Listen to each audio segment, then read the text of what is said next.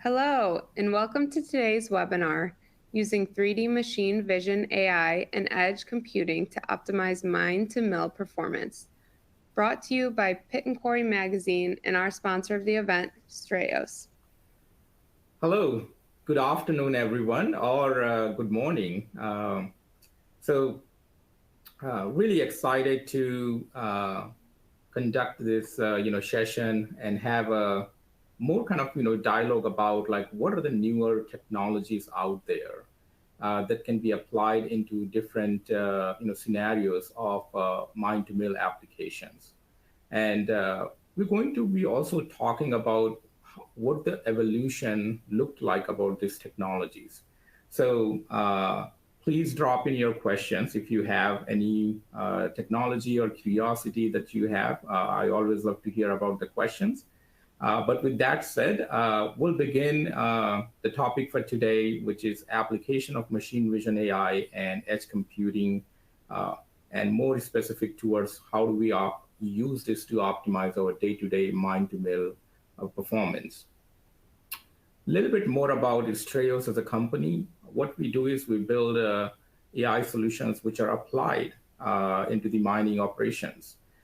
We have over 30 countries our platform is used. Now we have about 3,500 mines and quarries use systems on a daily basis, over 125 customer base. And we have a global presence, a global team that allows us to do 24/7 support. Overall, a lot of the projects that has been conducted in the platform, what that means is it's been a variety of data sets, and that's where the AI model becomes a lot more powerful as it goes through the time and tested testings and these models.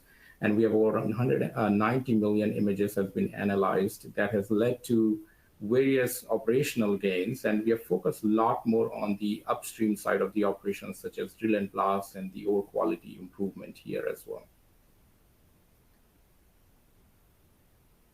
I want to give a little bit more overview of like what Strayos does in a nutshell. So starting from surveying and planning, which means you can bring the data from drones, lidars, imagery, or any other scan to input, and you can apply various data processing in the platform itself, which can generate a 3D digital twin, and which then utilize to do various type of analysis, such as geology analysis, drilling and blast planning, suite of optimization tools to conduct what's my planning outcome will be. And then leading into various other optimization scenarios, from that. Post-blast, various types of analysis can be conducted on the bench itself to analyze backbreak, fragmentation analysis, vibration modeling, leading to various good understanding of what's my blasting outcomes will be. And then we have various other geotechnical analysis tools as well to understand what's my compliance, high-vol compliances, safety side, haul road analysis, as well as the rock mass characterization there. And then all this data can be also combined into one place to understand what we are tracking, which means in terms of KPI, whether we are meeting them or where are the areas for improvement. So usage of these day-to-day tools leads us to several cost benefits, as we can see, since the data is there. Now, before we begin a lot of talks about the machine vision, I want to draw some attention about where the problem exists. And we all know in the drilling and blasting side, as well as the audience profile here probably is also a lot more on the mill and the plant side. And this what cost profile looks like. Either you're from a mining operation or a quarry operation. If you're spending $X in the drill and blast side, and if that's where a lot of the issues can be avoided, and if that's you putting a dollar value of, $1 there, if that's not done right, then we have a lot more cost, almost up to 5 times in the loading and hauling side. And similarly, the cost continues to exponentially rise in the crushing side, 5 times of D&B, the screening side, another 5 times. But it gets massive when we are at the stage of further processing, either at the grinding stage or further, milling sites, which is even more like 24, 5 times of drill and blast. So the cost profile looks massive here. And when we think about the cost profile, everything starts with the drill and blast here, which is the start of mine to mill. And drill and blast issues stems from either drilling, design patterns, geology considerations, you name it. There are so many uncontrolled variables out there that leads to those scenarios. So not only that, drill and blast issues, stems to wasted ore and the lower production, which means you're getting low cost per ton, or just in the metal mine scenarios, a lot of dilution occurs, which only results into a lot of oversized rocks, which has adverse impact in the crusher downtime. And we always see the crusher downtime, how much money it can cost here. And we've also seen how these issues impact the energy here. And the high energy costs and the carbon emissions is one of the biggest topic and the theme that everybody is looking to address in terms of the processing circuit. And if we are producing better size at the blasting stage, we're going to obviously reduce those energy costs, and we have seen up to 10% more energy is required to crush the ore or the rock, either depends upon whatever plant you have, if it's not agreed to a required size. So we looked into the cost profile here, but everybody is looking into what's the sustainability side here, what the value we can deliver more in terms of the emissions and the sustainability. So I've gone through kind of what that looks like, for the plant here. And we think that the energy efficiency and environmental impact is a big part, where we see that we can drive massive benefits in the combination circuit. So roughly about 3% of the world's total electrical energy is consumed in the combination circuit, which is almost 50% of mine's total energy consumption. And as we have seen, an average 10% average energy is required in the crushing, which is up to 100,000 carbon emission tons. And moreover, the operating expenses and the economic viability here, energy expenditure leads into almost 10% of the mine's overall expenditure here. What that means, the more expenditure is going on my operational budget, which results into more massive reduction in the operating budgets then. Lower availability of the high-grade deposits continues to reduce now. So we have to rely on things to do it more precision, how we are mining, and then also crushing and milling as well. But there is another aspect of the sustainability here, which is your equipment downtime and the safety side. If the downtime results into massive blockages, which is equipment damages, or the combination circuit, if you have a slab material that gets stuck over the screening circuit, that's a issue in itself. So your overall throughput is going down. And just in shutdown, we have seen about up to 2 to 5 days can cost into a lot of cost here if you're looking at the large mines here. When we look into the other types of objects, which is resulting into not in proper size, but also other foreign object, either a plastic or a metal piece, that is another aspect of the safety that needs to be avoided when the combination circuit is been active and running. So how 3D machine vision and edge AI can help here? So when we look into the mines or the quarries here, we almost see a lot of technology has been implemented in different stages. And we just don't realize how impactful it is until we go and dial down each use cases separately here. But this just entails how, from the technology implementation perspective and the sensor and the data, it's been capturing every day and day in and day out. But it's only in the aggregated form, which means the data is being captured, but the intelligence level is not been created on a daily basis. So when we think about the mine here, this graphic is from Nokia, which is essentially entailing the different sensors that are implemented in the mines and where the evolution is also going. So the drones are becoming ubiquitous now, but we're also seeing autonomous haul trucks, asset monitoring and different equipment, geo-tagging and geofencing of the assets. We are looking at the analytics space on how this predictive maintenance can be done for the operations equipment. So all these technologies already continue to be a major part of the mining and deep quarry operations here. And once there is a lot of data, we start to see the aggregation of the data happens, but the intelligence layer always is where the bottleneck comes. So that's where I want to focus a lot more on how the edge computing can help create this intelligence layer real time. But before we dive into that, let's understand what's the evolution of these technologies are, because the machine vision comes from the imaging side of the technology bucket here. So we have to understand what that means.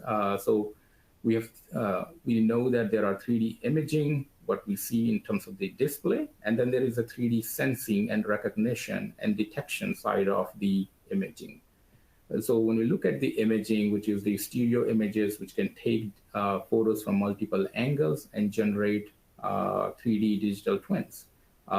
You have 360 images, which can be used for any inspection or just looking at the visual aspect.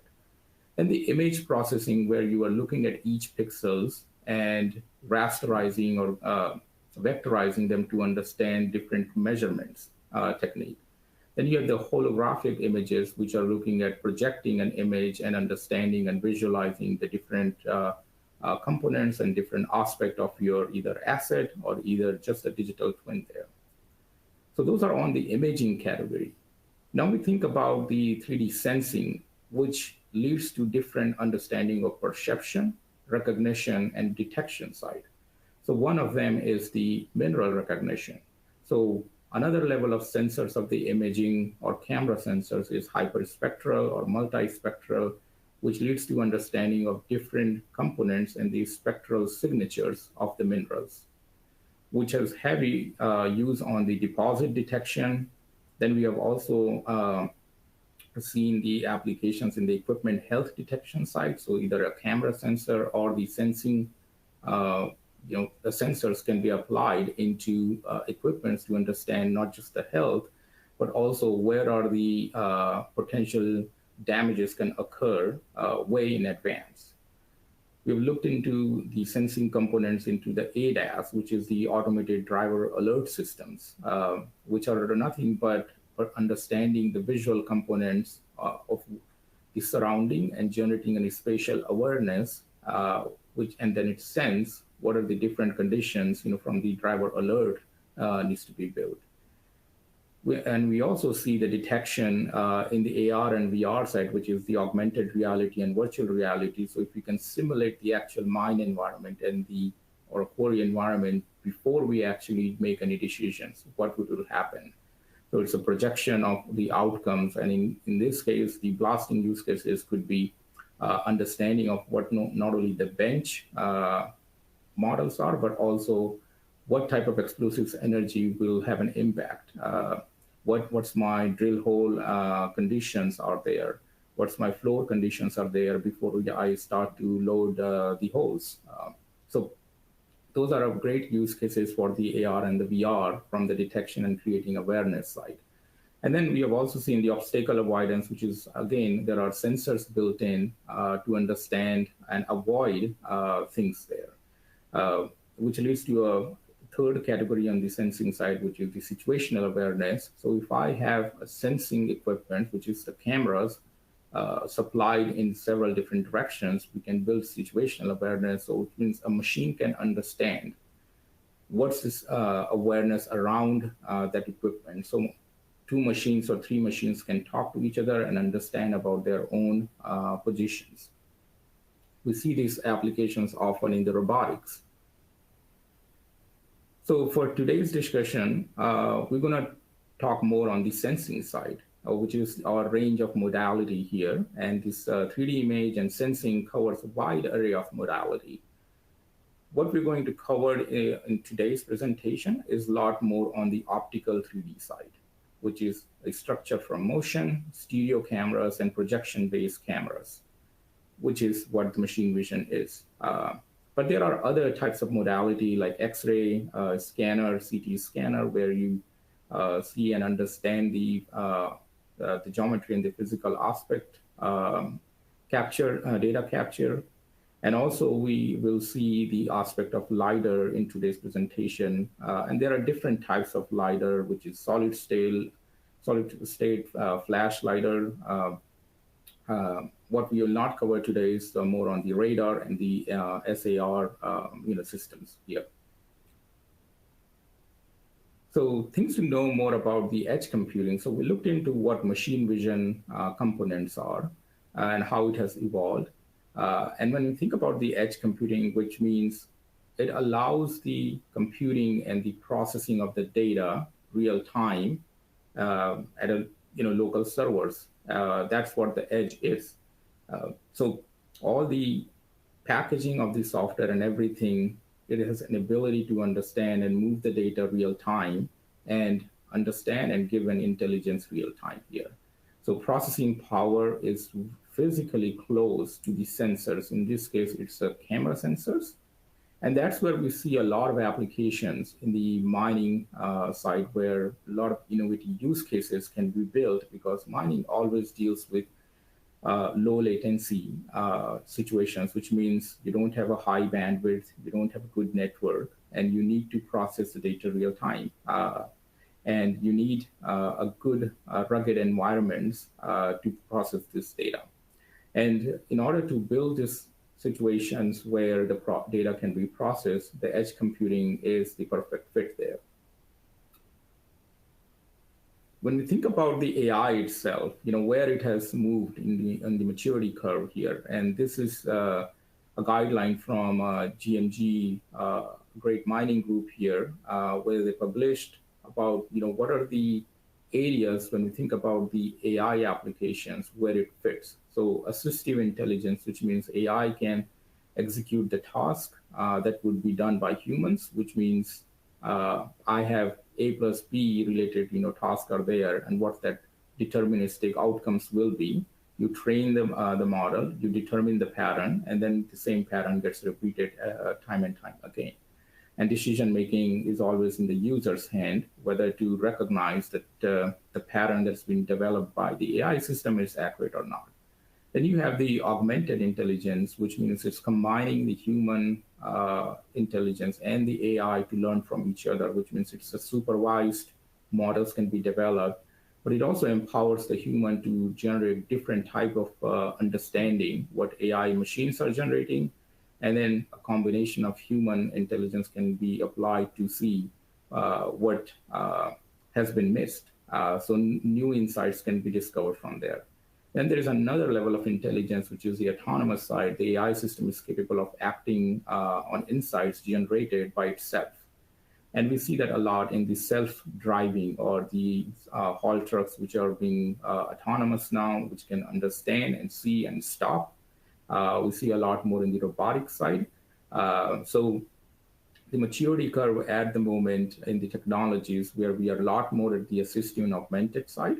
The autonomous is still at the stage, it is still evolving to get it the level where it can be applied on a day-to-day scenarios. So combining 3D machine vision and edge devices with AI. So we looked into what machine vision is, what the edge computing means, and then we now going to talk about how this can be combined together. And just to clarify even more further, when we think about machine vision, it's nothing but it's just the ability for a computer to see. It employs more than a variety of different cameras can be applied, and it's a simplification of analog to digital conversion. And how does that work? There are cameras which are capturing visual information in the form of videos, images, and it can process those images or videos real time on the edge devices. And this technology is often used in environment such as where you need to make real time decisions. because the processing and analysis can happen real time. And let's look at how we have evolved over the last, hundreds of, in terms of the human evolution and drawing a correlation with the machine vision and the perception side. So as a human brain, you have a touch, speech, vision, facial recognition, and coordination. And that's how our brain operates this fast. And the machine vision side, that's what we are trying to replicate, but only the vision part. The coordination, touch, and the speech doesn't happen. The vision part and the perception part happens here. And that itself is a very powerful intelligence, because now you have a lot of data to work with, from that. And in the computing power now. So when we think about kind of the perception and the understanding and the coordination, which is correlation is a machine vision there, which is the camera system. Now the computing power, the correlation is our brain. But this is where it multiplies exponentially the computing side. Over the years, or more than 300,000 years, the human brain, how it has evolved, and the smartphone chips is less than over 12 years. And if you think about the active users, we have about 7.5 billion human users and 6.5 like in the smartphone chip. But I want to draw the correlation of how the neurons, we have about 100 billion neurons, and in the smartphone chip, just in your pocket, it has 10 billion transistors. And multiply by, as the decades to come in the future, this computing power will continue to get faster and get more and more there. So doing the computation at the edge will evolve significantly as we look into the future, and we will see massive advancements in this, applications now.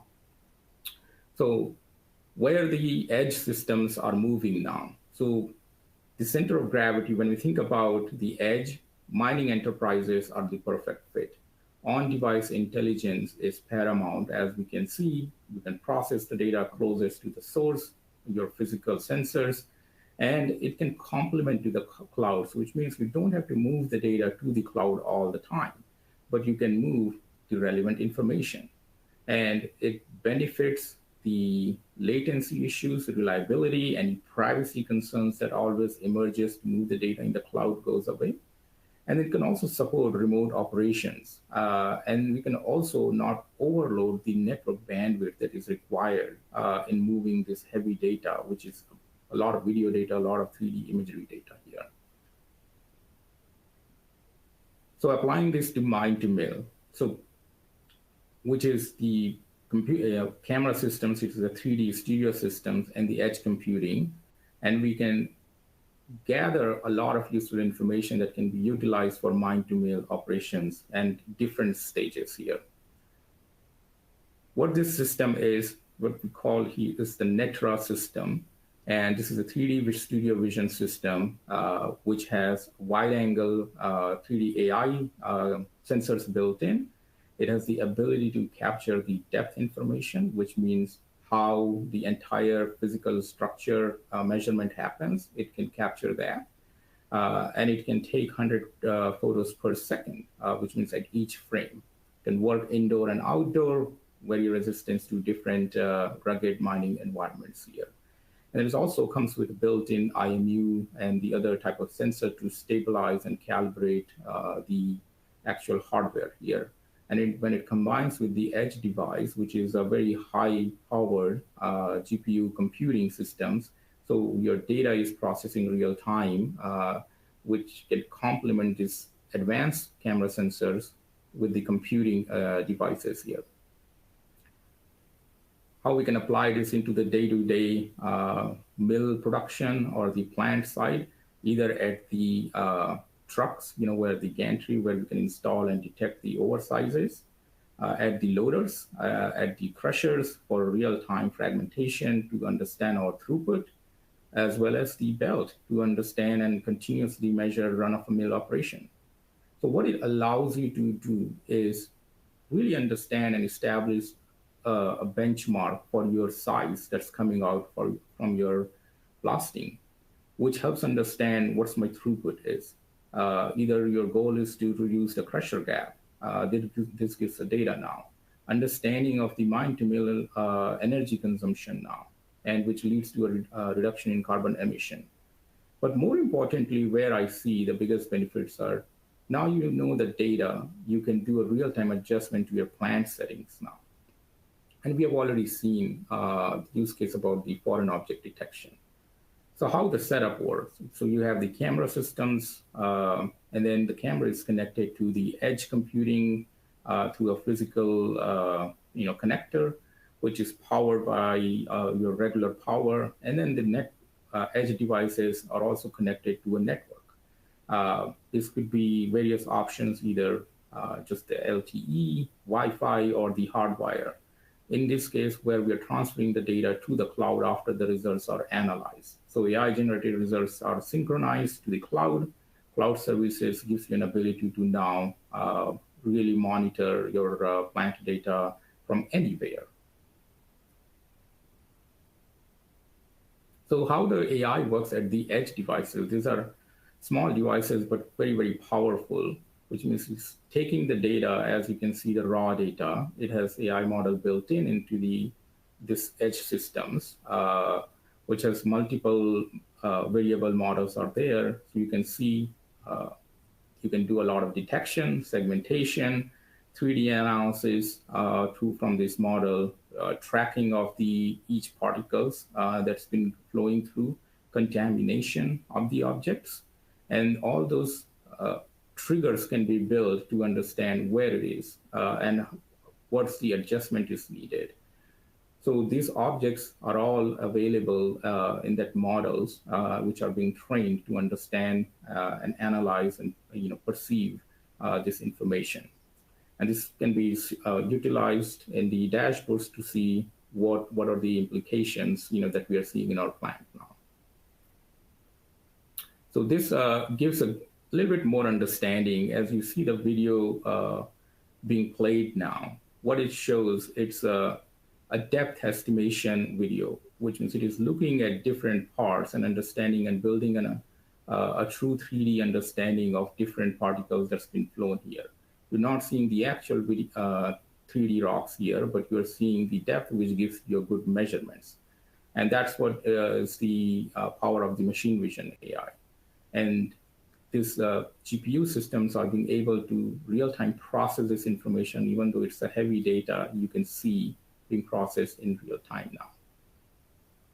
And we also look at now the actual data being flown here. So now, once I know my depth information, which means the actual physical structure, and the point cloud that's coming in will give you the high accuracy for measurements.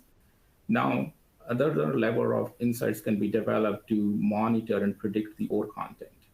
At different stages, crushing and milling, if you have a low-grade waste that's coming, it can be eliminated from the very energy-intensive processing stream here. And you can also establish a benchmark for what size that's being blasted and what is coming to the crusher and the further stages down the primary crusher now.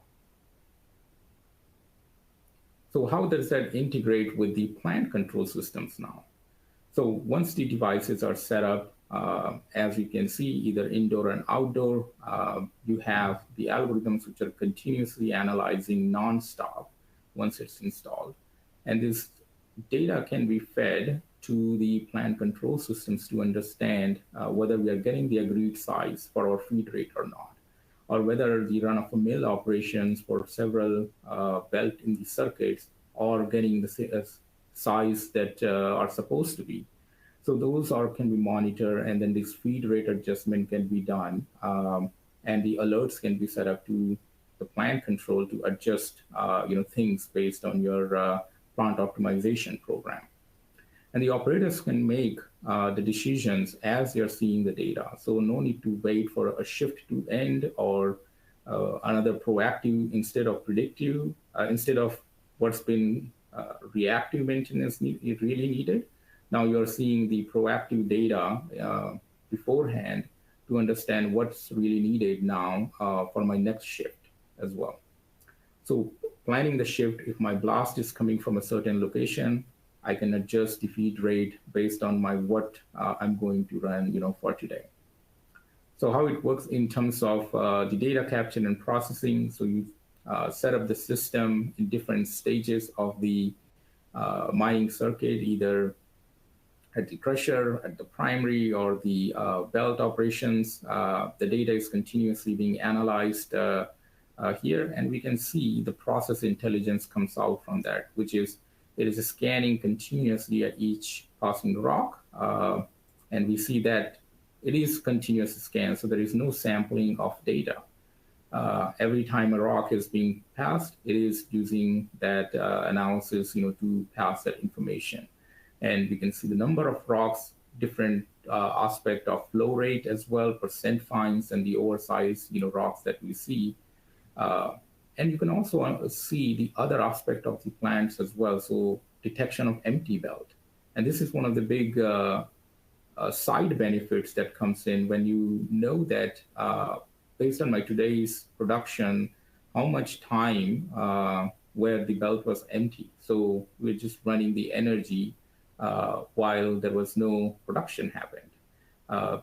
Another aspect of this is screen anomalies, really understanding the size that's coming, and if it's the screens anomalies, which means the sizes are either bigger, just just only a few inches, and if you're able to trap this early, we can avoid the screen damages, which is resulting into your overall equipment efficiency. You can improve your OEE time as well now. The size gradation, what it can detect is these are texture data, so it can also understand colors of the rock, and that based on that, these texture classifiers, we can also see the contamination. So whether it's a clay or if it's an actual ore that's coming, along with the anomaly side, as well as we have talked about earlier, if it's a large metal piece that's came in or a plastic, there is an alerting systems can be developed to instantly inform the operator now. So going further more detail into this, just a video demonstration here. As the crusher, primary crusher area, as you can see, the truck is instantly dumping the all rock particles. And as you can see, it is each scan, each passing rock is being analyzed here. So what we build is the optical flow tracking, which means instead of just taking a look at the images and analyzing just the image, it is using the actual optical flow of that and instantly looking at each passing rock. So there is no sampling of data that allows you to give a good understanding of what is in this dump truck actual load is there. And similarly, as we see in the belt as well. So as each passing is happening of the belt, it's building a good understanding of what's my size distribution here for the belt and the run-of-the-mill operation. So allowing this information, as we see if there are oversized rocks, as you can see, those are in red. So that's not good for the operators here. So how do we build that alerting system? And this can be integrated to the feed rate now, or the just adjustments can be done, for the plant settings. So what you see in the dashboards now is the understanding of each data that's coming now is being transferred to the cloud, and you can monitor this from anywhere. Either if you have multiple plants and you're monitoring multiple operations, this allows you to have a pulse check on what happened, today. What's my shift data, or how many loads that came in, and what was the agreed size distribution for each of them. How my run-of-the-mill operation fared, for today's shift. Whether we are producing what we really needed, maybe yes, from the overall tons perspective, but what's happened, are we producing too much fines after the primary crusher? And that's where it gives a good understanding, because the fines are made, as everybody says, in the crusher. So what we can do to avoid those crusher gaps. So this information, as you have now in the dashboard, you can start to understand really and dial down on the blasting side. So passing this information to the blasting team and working in conjunction to come up with a pattern that avoids this, scenarios of not meeting the size definition that our crusher expects. But more importantly now, as you can see, now you have a good understanding of what the data is coming and what's happening in the plant. But how do we correlate back to the mine now? And that's where this mine to mill tracking comes, which means geospatially tracking which blast or which shot ended in the crusher.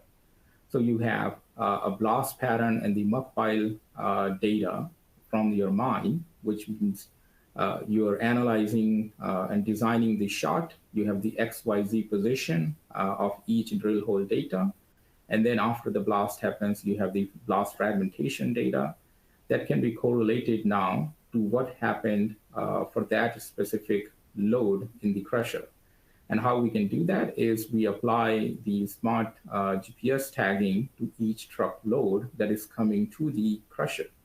And the camera has an identifier to correlate each timestamp along with that GPS ID for that truck or loader or whoever is, whatever type of equipment is bringing the material in at the plant. And you can specify the blast zones with the blast ID and see what's the activity as well when the material was loaded and when it was brought in at what timestamp. And all those data can be correlated to that specific load blast ID with that specific throughput of the plant as well. So another powerful correlation can be drawn now to really understand what's happening from my mine to the mill now.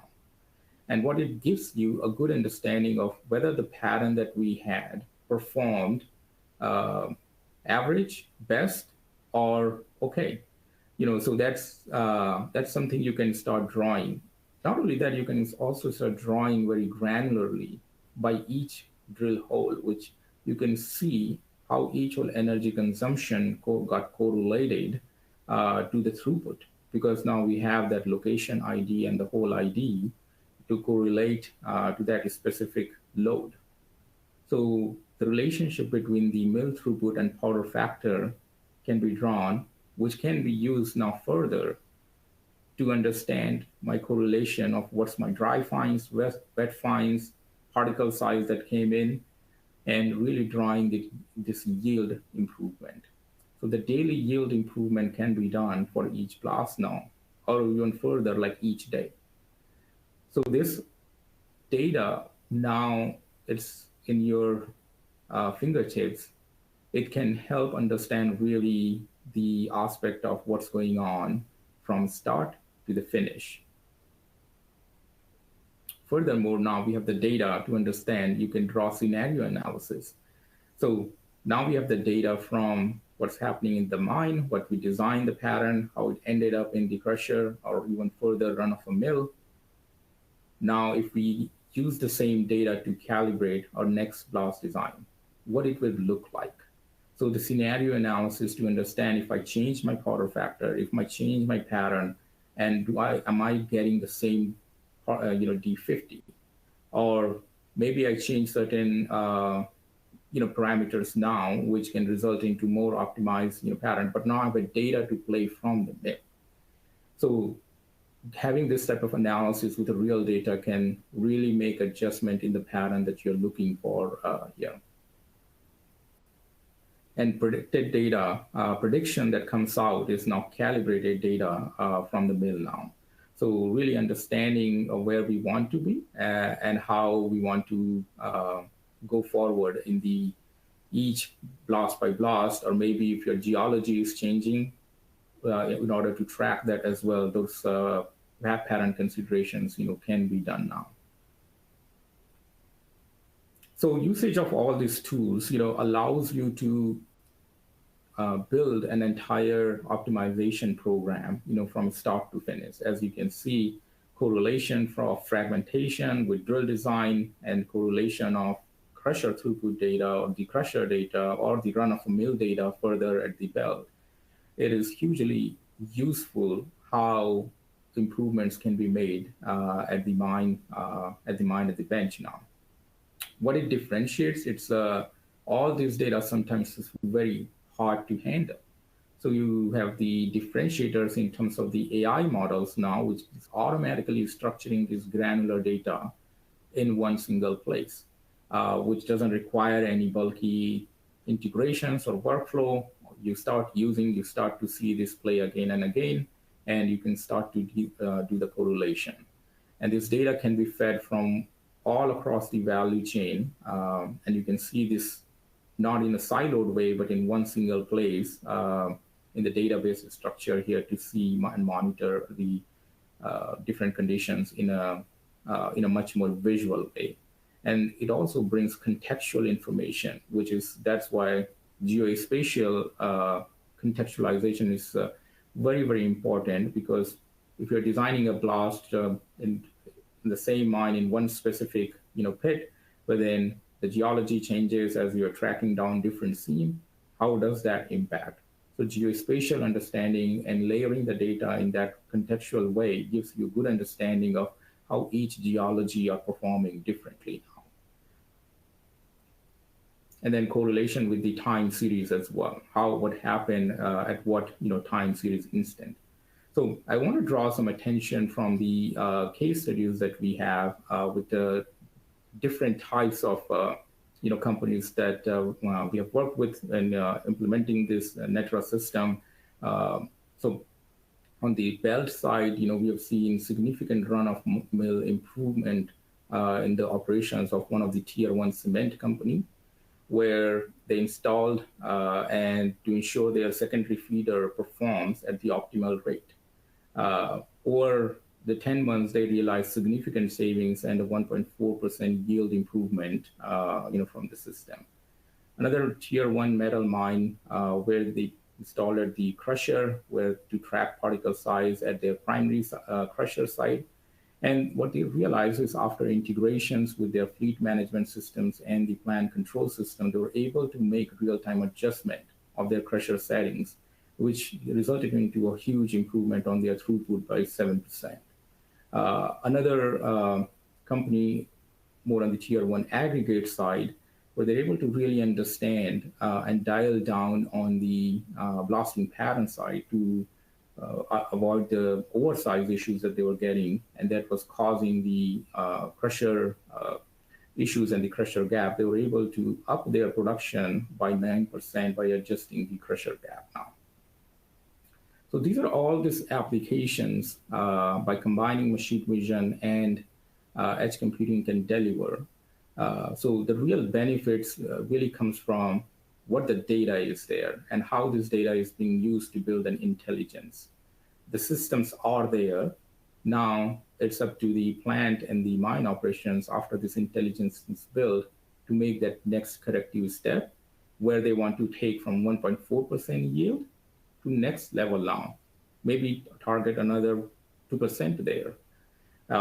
Maybe target another crusher gap improvements or understanding of an overall optimization that needs to be carried, maybe down upstream now. So with that said, I will stop here and open up for any question. Thank you very much for your attention. Thank you, Ravi. At this time, we're going to jump into some questions we received during registration and a couple from during the presentation. Our first question is, which minerals can this be used for? Does it work in low light situations, and how accurate is it? Yes, so from the minerals perspective, it doesn't matter, any type of minerals.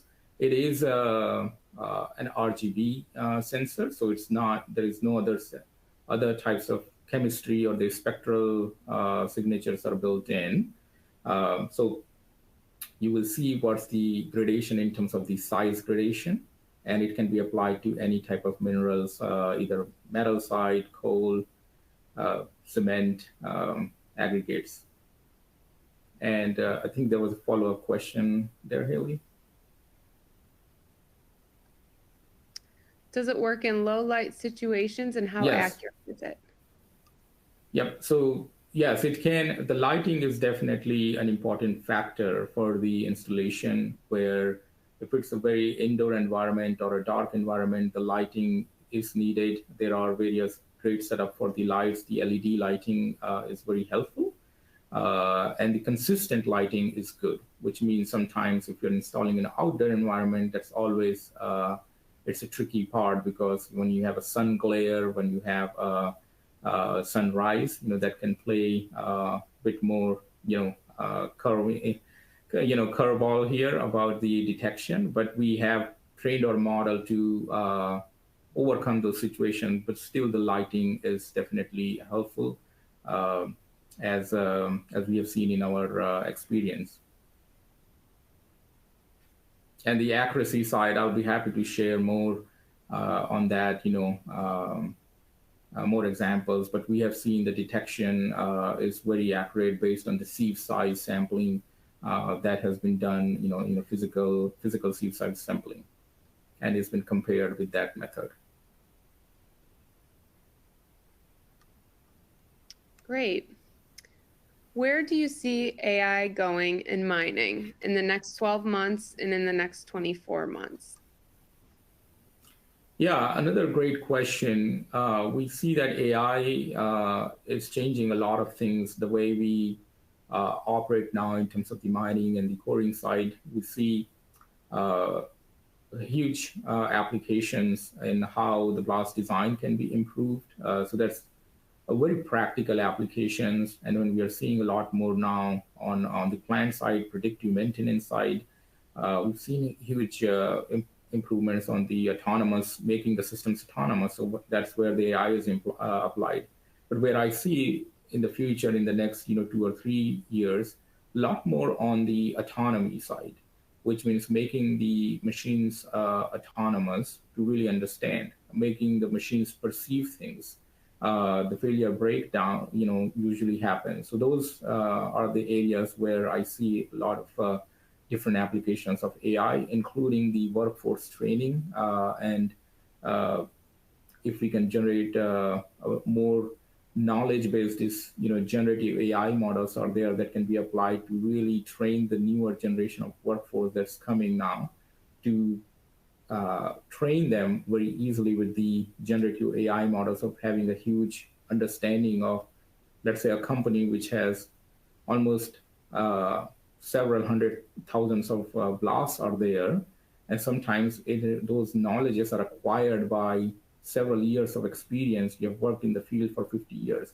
But what if we have those blast data being applied into a generative AI model and build a knowledge base, from that, for someone who is coming into the workforce and really understand quickly to what last 50 years of knowledge can be distilled, properly.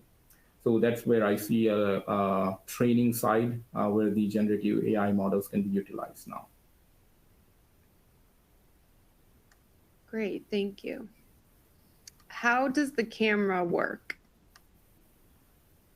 So the camera works. It's a stereoscopic system, which is a dual lens. It triangulates. It captures, the images, triangulates, which builds the depth information. Depth information builds the measurements, and that's what you derive the different particle size gradation, any type of colors and texture information, from that. So the sensing, optical sensing happens, and we take that data to build more applications and algorithms on top of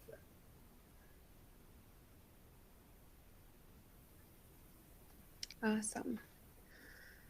In iron ore business, crusher is playing a vital role in producing the desired saleable material. Is there any automation process for monitoring the infeed of the crusher so that the optimum fragmentation size can be fixed? Yeah. Great point, and the question here is really towards like how do we understand the feed side, feed rate that's coming up, and how to optimize it in real time. So now we have the data that's coming, which is really real time. So if that can be integrated with the plant control systems, you can build this, adjustment real time. Then, what that means is you build these recipes of if this happens, do this. And that can be done through the plant control systems. If I'm seeing a size of, if your agreed size is, 40-inch, but it is the plant as the camera is detecting, and it's about, 48-inch. So instantly detects, the alert can be sent, in the plant controls, and these plant control systems alerts are more real time, which means as it's seen. And now if you have another trigger in the plant control to adjust this, the feed rate, which means either stop the crusher and make the secondary breaker active instantly, or just stop the crusher altogether. So all this can be built in the plant control systems to put these alerts in there.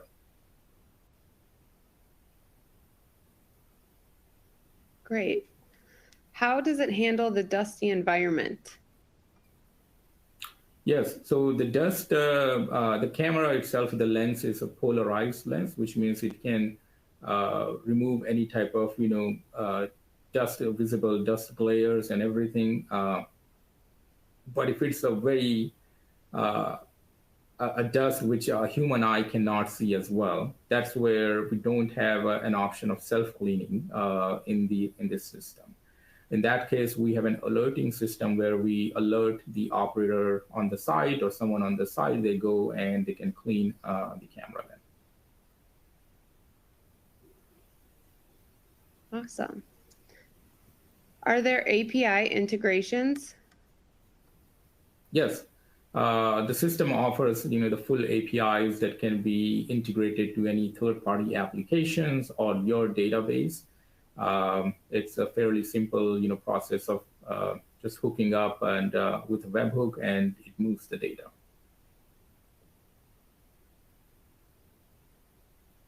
Great.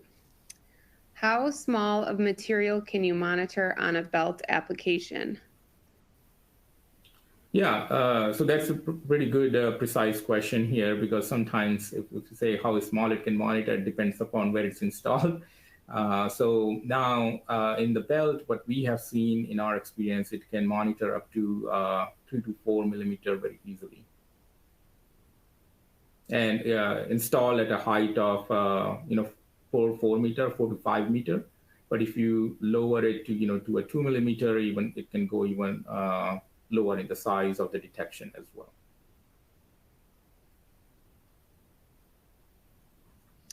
How do you take into account blending between different patterns? Yeah, so the blending between different patterns here that's where I see a lot of really powerful information can be gleaned on. Which means if you are shooting 30% info and the blend, a blended product, or if you're just shooting other types of product there, and if you run through the crusher, you will see that, right? How exactly the crusher performed. So now I have something to play, and if you are able to, because now you have each shot, you may be putting one shot here, another shot here, and you have shot with a different pattern, or into different explosives itself, you will see that what the load performed.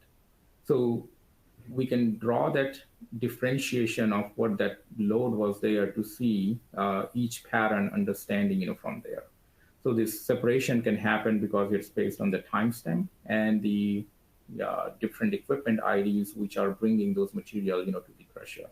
So those information can be very, very impactful of how you make the blasting optimization decisions.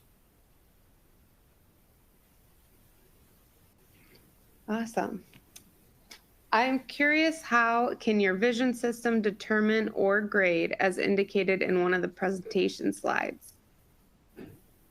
Yes, so well, I should clarify that it's a size grade. The we don't determine chemistry at the moment. It's all based on the right now the textures. We can determine the colors and the contamination, and then the size. The chemistry of the rock is not determined through the sensors. For that, there are other advanced sensors are there, as I mentioned, the hyperspectral side.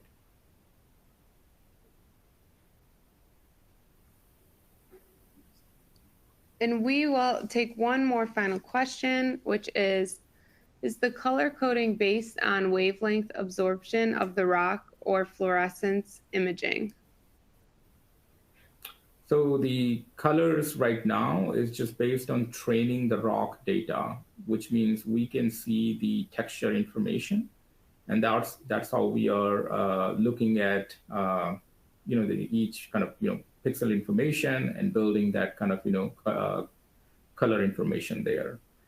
We are not using any type of wavelength information because, again, that's more on the spectral side. That's related to the chemistry side. Our detection for the colors are entirely based on the pixel information. Okay, excellent. Thanks, Ravi, for a great presentation today. Now we will wrap up the live event.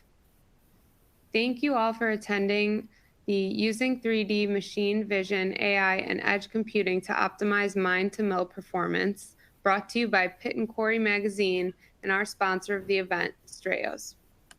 A recording of this webinar and other upcoming webinars from Pit&Quarry will be posted to pitandquarry.com/webinars. Thank you all for attending, and we hope you will join us again soon for another great webinar. Thank you.